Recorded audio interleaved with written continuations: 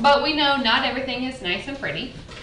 We had some that had on our homework where we had things multiplied or divided, and we had to simplify them first before we could do the derivative. But even then, it's not always the case that it will be something we can multiply out. If we have the square root of x plus 3 times the quantity x plus 5 to the third, we're not going to be able to multiply that all out and just get x to a power. So we need some other options. That's where these next two rules come in, the product and quotient rule. So we're trying to decide how would we find the derivative of a product. The important thing here, this is not as simple as just multiplying the derivatives.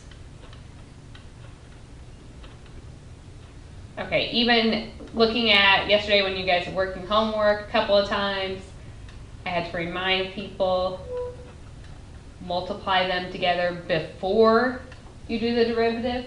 It doesn't work that I can just do the derivative of each piece and multiply it together. So that will never help us. There is a rule for doing it, and I don't think I'm going to go into the proof of it unless you guys just really want. So the way it's stated in the book looks super confusing. It's saying if you have the derivative of two functions, f times g, you do f of x times the derivative of g plus g of x times the derivative of f. Essentially what you're going to do is the derivative of one at a time without changing the other. So it's like the derivative of the first one and the second one stays the same, plus the first one stays the same, derivative of the second one. All right, and we can extend this to more than just two things where we only do one piece at a time. So I want to take this example, and you could have done the derivative of this yesterday, but what would you have to do first? FOIL it all out. And sometimes that is still going to be a faster method. Okay, product rule can be a little more time consuming, so if it's like a binomial times a binomial, I would FOIL those first and do the derivative. But sometimes we can't, or if it's going to be really nasty to multiply it out, we might try the product rule. So when we do the product rule, we have to realize we have two things here. I have the first one and I have the second one. So the product rule says we do their derivatives one at a time. So if I did the derivative of this first parenthesis, what is the derivative of 1 minus 4x cubed? 12x squared. And then the second one stays the same.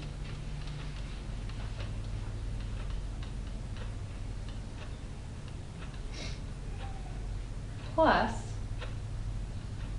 the next one, the first one, we did its derivative already, so now it stays the same, times the derivative of the second one. So what's the derivative of the second parenthesis?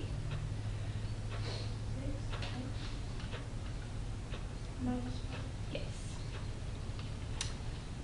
We're adding these two things, so it doesn't matter which one comes first. There's no rule that you have to do the derivative of the first one and the first term or anything like that.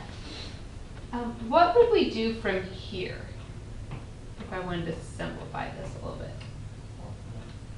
Yeah. We need to now distribute it all out so we could combine like terms. Okay, so if we start distributing, we get negative 36 x to the fourth plus 60x cubed minus 24x squared plus, if I FOIL those, bless you, 6x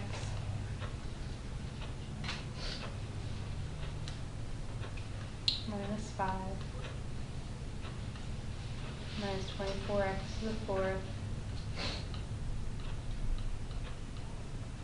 plus 20x cubed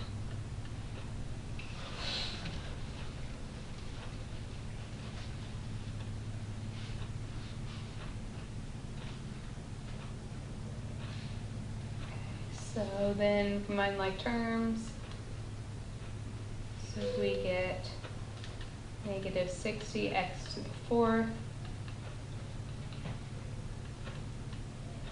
plus 80x cubed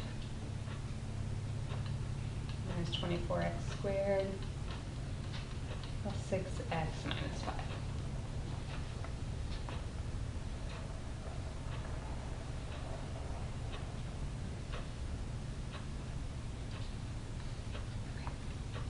So did this save us time? Maybe, maybe not. Like at the beginning, it wasn't just a matter of FOILing. You had 3 terms in the second one, but you could have easily multiplied this out. And you'll get the same answer either way. So it's not going to matter in this case which way you approach. All right. Is that one okay? So let's look at an example where we would have to use the product rule. Wait, so that's it? That's it. Oh. I thought then you had to do the little other. Oh, that would just be if I wanted the second derivative. Then you do the derivative again. So that's all you do? Mm-hmm. Oh. Sorry to disappoint you. Wasn't as challenging as you were Well, expecting. I thought you had to then take like the 4 down, put it in the third, and. Since we already did that for each term up here, we've already done the derivative. Okay. That was in order. Sorry to disappoint you here. It's okay. All right, so let's look at this one. F of x equals x e to the x. Is there any way we could do what we were doing yesterday with that?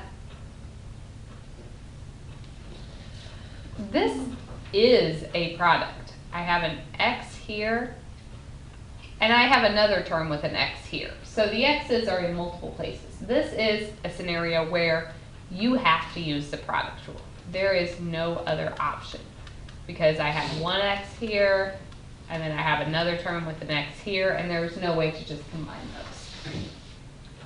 So the derivative says we do one at a time. So the derivative of the first parenthesis, what's the derivative of x?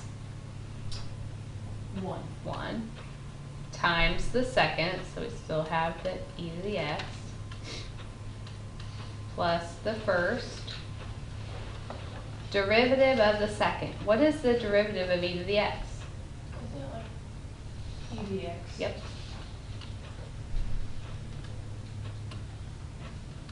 So I get e to the x plus x e to the x.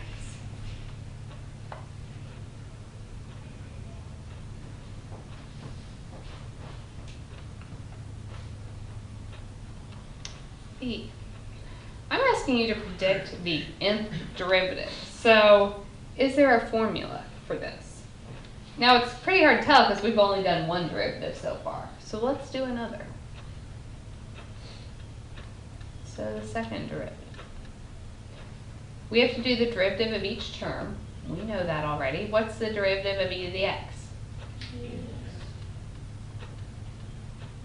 Plus, what is the derivative of x e to the x? Isn't that the answer we just got on part A? So it's e to the x plus x e to the x.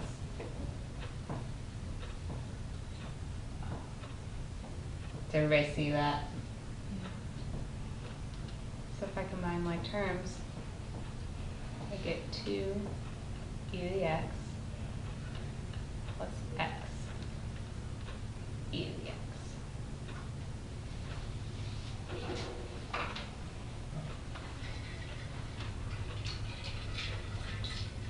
What will be the third derivative? What's the derivative of 2 e to the x? Mm-hmm. What's the derivative of x e to the x?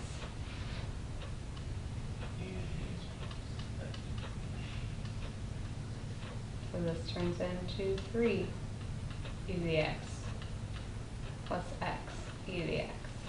So can you tell me, based on this pattern, what would be the nth derivative? So a formula for any derivative that I want. the derivative that it is? And e to the x plus x into it. Mm-hmm.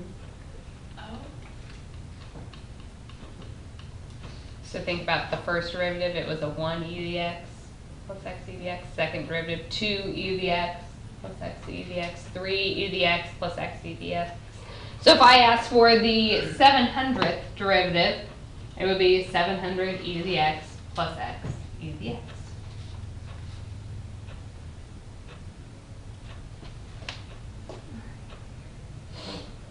Is that one okay?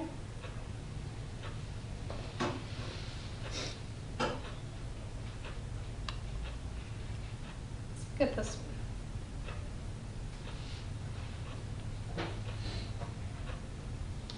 one. Is this a problem where I have to do the product rule? No. We could multiply it out.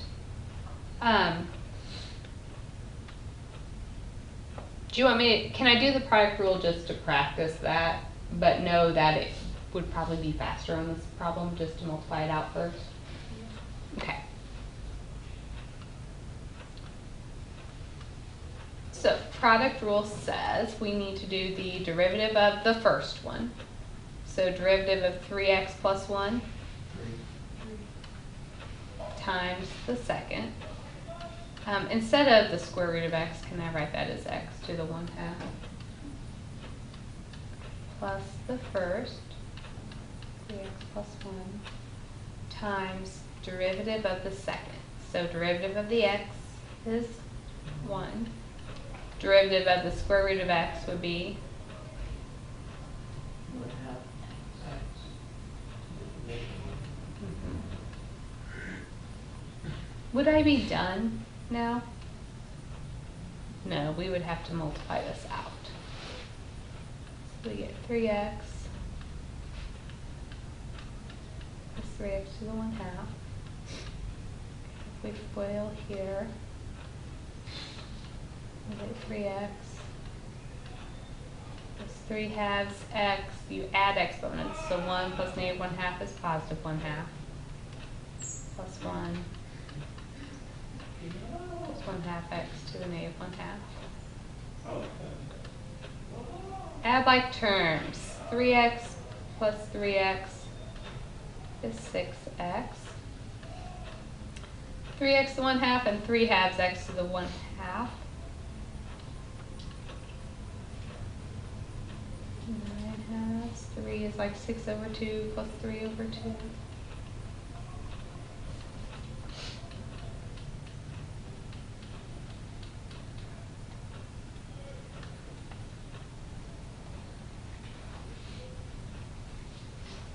And you could have just as easily FOILed at the beginning on this one and then did the derivative after that.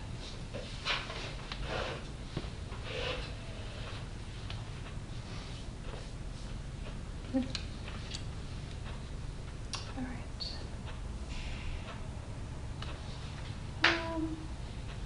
Let's skip this one for now. Let's go to this one.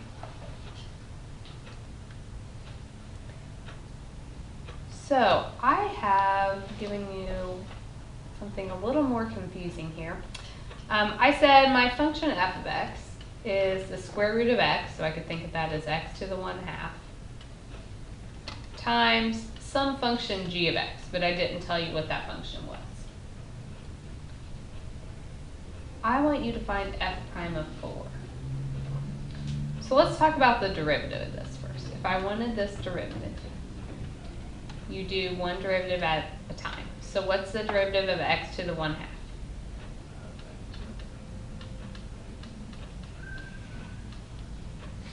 Times the second one, plus the first one, times the derivative of the second one. So the derivative of g of x would just be g prime of x.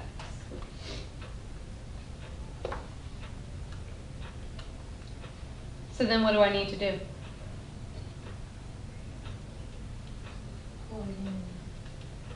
I could go ahead and plug in my 4 if I wanted.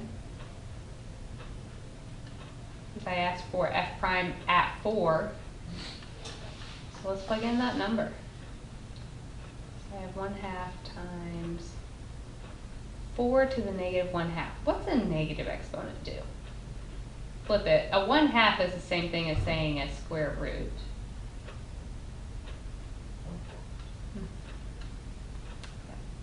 Times g of 4 plus 4 to the 1/2, so that's the square root of 4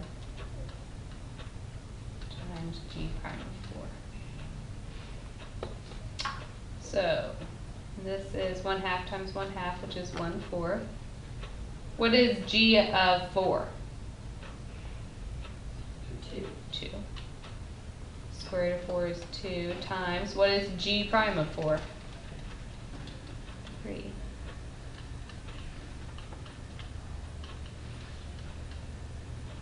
And get 13.5, or sorry, 13 halves or 6.5 or 6.5 out of that. All right, that's the product rule. Let's talk about quotient. It is a little more involved. So quotient rule is when you have things being divided. Still, if it's possible to simplify it first, I would. Typically, it's easier to simplify things before you do a derivative rather than after. So if it's just a matter of foiling, I would FOIL first. If it's something like,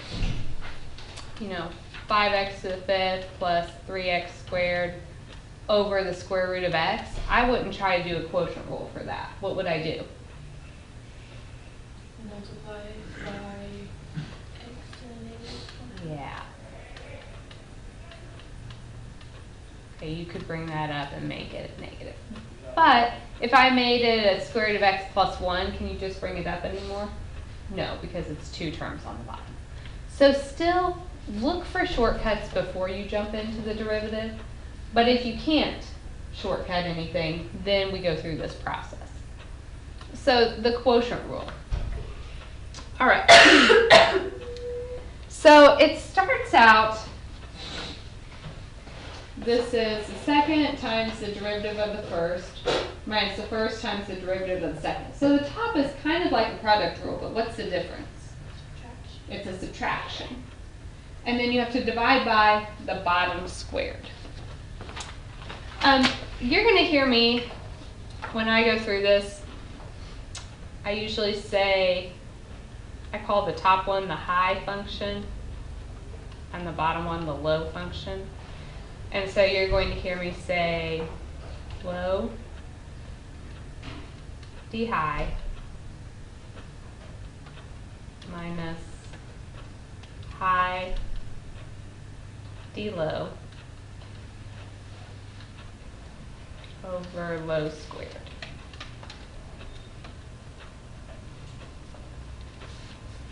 Just to kind of help us remember the process. So low, that means the bottom one, times d high, derivative of the top one, minus high d low, top times derivative of the bottom, over low squared. Unlike the product rule, when it didn't matter which one we did the derivative of first, it does with the quotient rule because of the subtraction. So that's kind of why when I was doing the product rule, I tried to always do it the same way each time. Quotient rule, we do have to be very specific. We're doing the derivative of the top first. So let's look at a problem.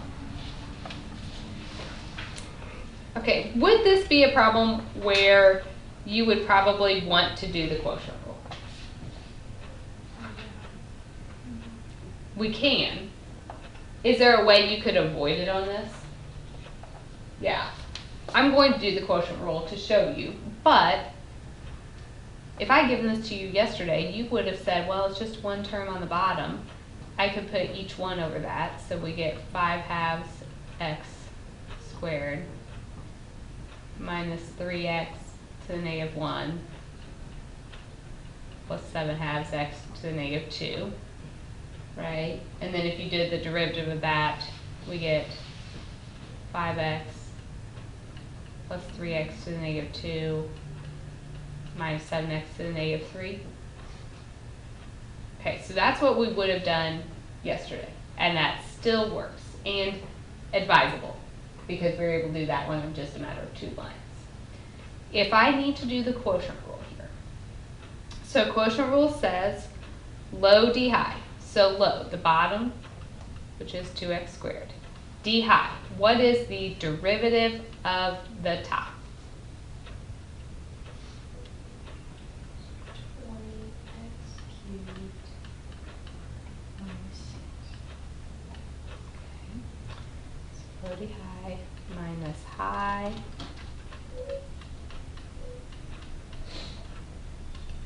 D low, what is the derivative of the bottom?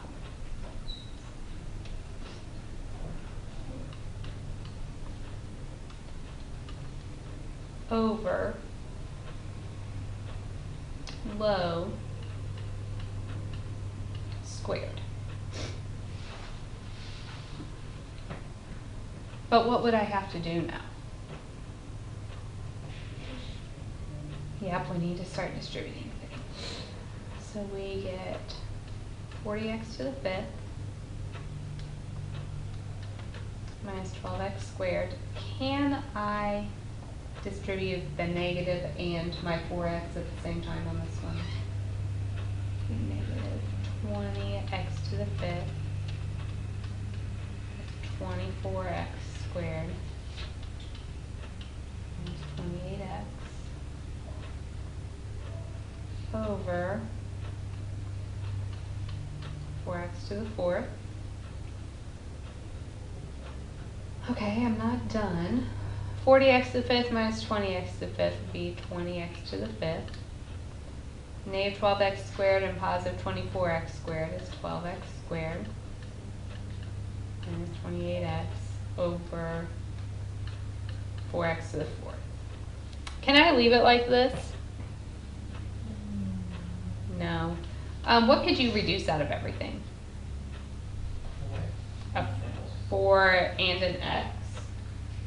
So if I cancel, 20 divided by 4 is 5, x to the 4th. 12 divided by 4 is 3x minus 7 over, this would be x cubed. All right, does that look the same as what we had up here?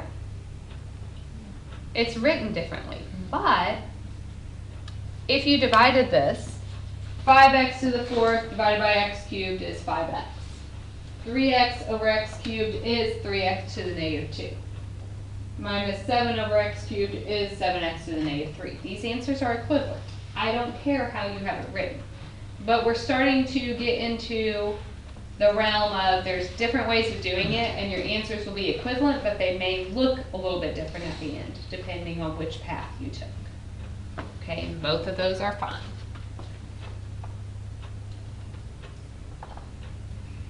Questions there?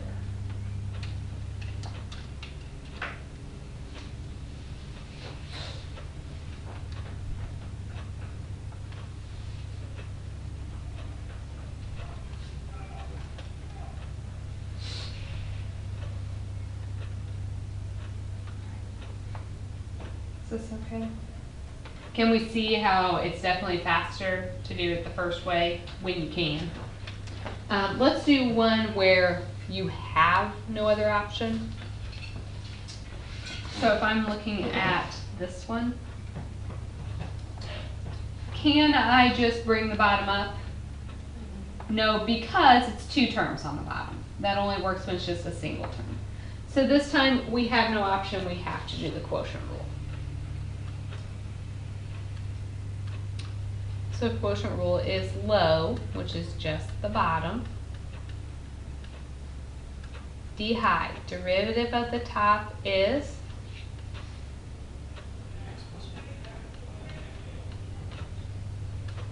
minus high. D low, derivative of the bottom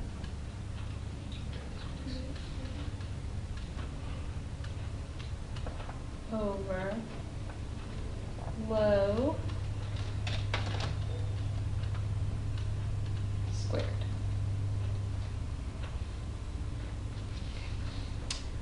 So on top, if I start distributing, we have to FOIL these first two. So we get 2x to the fourth plus x cubed 12x plus 6. I'm going to distribute my negative and my 3x squared at the same time here. So minus 3x to the fourth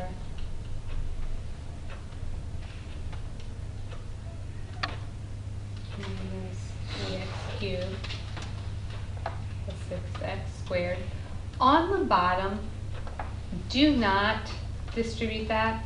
Not that you can't, it's not wrong, but when we get ready to do like higher derivatives, doing second, third, it's going to be a lot easier to leave the bottom like this, the x plus 3, or x cubed plus 6 squared, rather than FOILing it out. So on the top, combining like terms, we get negative x to the fourth minus 2x cubed plus 6x squared plus 12x plus 6.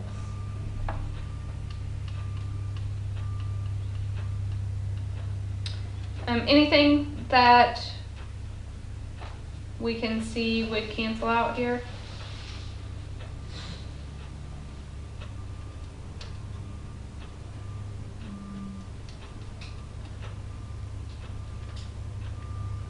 I don't think so. So we are done. So just know the derivative is not always going to be nice and pretty on these.